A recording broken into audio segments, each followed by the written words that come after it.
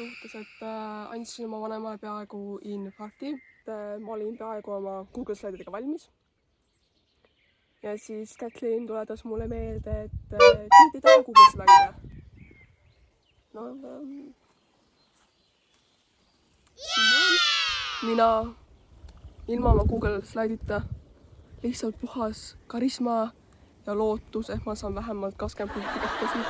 Eestis nagu puuduks see kväärikultuur, see on nagu Taco Bell või Starbucks, seda lihtsalt ei ole Eestis olemas. Pikka aega ma isegi ei teadnud, et Eestis eksisteerivad gei inimesed.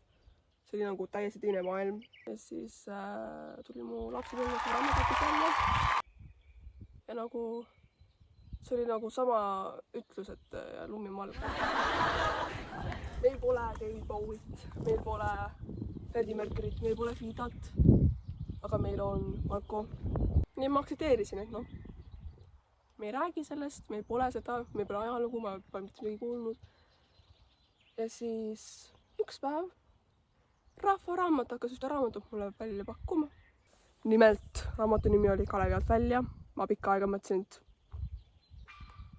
kas see on mingi gei fanfiction Kalevipojast. Ja siis ma ostsin selle raamatu ära ja ma sain teada, et Eestil on siin kväärinimesi läbi ajaloo olnud, ei olegi. Lihtsalt Marko ja mu sõbranna väga vihma sajab, on haige.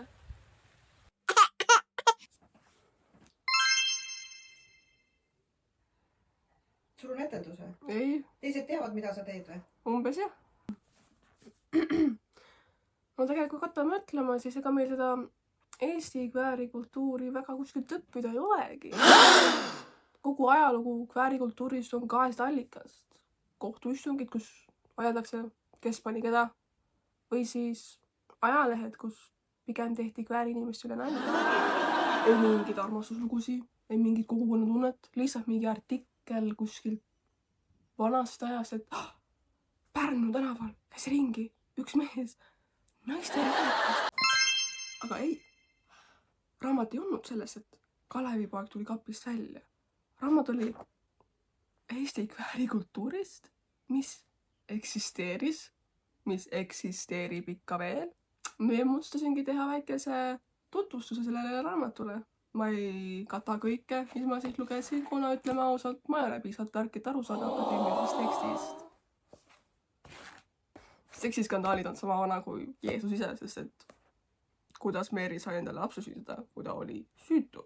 1850. aastatel Kuressaarel juhtus üks huvitav skandaal. Nimelt peategelased olid linnapea Philipp von Riekhoff ja õigusteadlane Alexander Friedrich Einfuff.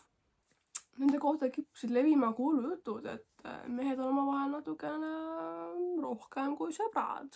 No ja siis ametlik kriminaalmenetlus pandi käima ja uurimist juhtis erakorraline komisjon, kes kuulas üle nii kohalikud ametnikud kui ka suvalised linna inimesed. Näiteks üks kondiiter oli öelnud, et Riekhoff oli ühe väga huvitava nalja teinud talle selle kohta, et ta vahepeal jagab voodit koos Eisenfussiga. Teenijana Engel oli läinud kohtu ja öelnud, et kord, kui ta tegeles kodus, oli ta näinud, et mõlemad mehed on teineteise peal. Noh, Riekhoff oli peal ja Eisenfuss oli all. Ta oli nii šokeeritud lihtsalt, et ta jooksis toast välja. Järgmise päeva läks kontrollima, et kas sama asi juhtub. Ja juhtuski, aga seekord oli vastupidi. Ja 3. päeval ta läks jälle vaatama ja see oli jälle vastupidi. Ja mis siis ikka sai? No tegelikult mitte midagi ei saanud. Kohtu oli isegi kohale kutsunud ajast kõige paremad arstid, et vaadata üle, kas meestel on mingi märke homoseksuaalsusest. Aga kuidas sa nagu tuvastad, et mees on gei? Arst vaatas nad läbi, kõik augud, kõik asjad, kõik randmed, kõik liigesed. No midagi väga ei viidanud homoseksuaalsusele. Kohtu otsustas, et tõesti kuulujutud ja kättemaks oligi põhjus sellise skandaali jaoks.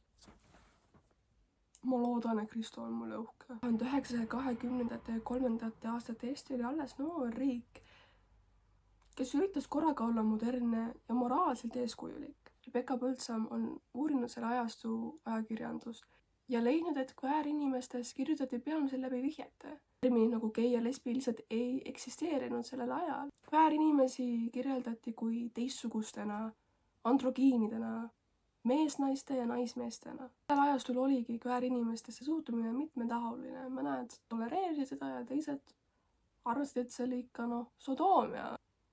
Üks tuntumaid allikaid, mis homoseksuaalse teemadel kirjutas, oli naljaleht Uus Kostja. Leht avaldas mitmeid lugusid, mis puudutasid kväärinimesi, kuid alati tuleb arvesse võtta selle satiirilisi ja mõnikord ka väljamõeldud loomust. Samas oli lehe oluliseks panuseks see, et nad isegi kui iroonilisel moel kujutasid kväärinimesi kui ühiskonna igapäevast osa. See andis mõista, et igapäevaelus võib kokku puutuda kväärinimesega. Rahvas, et Jaani kiriku ees kohtusid mehed mitte jumalaga, vaid üksteisega. Teised väljaanded kajastasid homoseksuaalsust peamiselt seksitöö ja kuritegevuse kontekstis. Nii et Uus Kostja oli vägagi progressiivne kuidagi omamoodi. Kväärilugu ei alanud vikerkaarelipu ja paraadiga, vaid hoopiski ajalehe kuulutusega. Aastal 1990 avaldas üks noormees pseudonüümiga Erik kuulutuse Eesti Ekspressi ajalehes, et otsib teisigi niisuguseid. Ega keegi väga ei julgenudki vastata sellel ajal. Samal ajal küll aga lesbid sai kokku ja mõtlesid, et aitab küll sellest üksi eksisteerimisest ja asutasid Eesti Lesbiliidu, mis oli esimene kvääride organisatsioon Balti riikides. Tippaegadel oli neil umbes 200 liiget, aga kui 1995. aastal taheti hakata nimeliselt inimesi kirja panema, enamus ei tahtnud enam osa olla sellest. Kes tahaks oma nimekirja panna, kui maailm samal ajal haugub sulle näkku? Vahepeal moodusid ka uued grupid, näiteks nagu Härjapea meesteselts, mis tahtis ajakirja võimalus välja anda. Isegi üks transühendus Kendi, mille kohta infot on sama hõre kui 90-ndate internetiühendus. Mitu korda prooviti ühte organisatsiooni teha, kõik ühe lipu alla, aga ma ei tea miks, lesbid ei tahtnud lihtsalt minna, nad ei olnud nõus. Tartus loodi 1997. aastal ühendus Apollo, mis pidas umbes aasta aega vastu. 90-ndatel kõik gei-liidud olid nagu bändid, nad tahtsid kõik oma soolokarjääri särada ja olla teistes parem.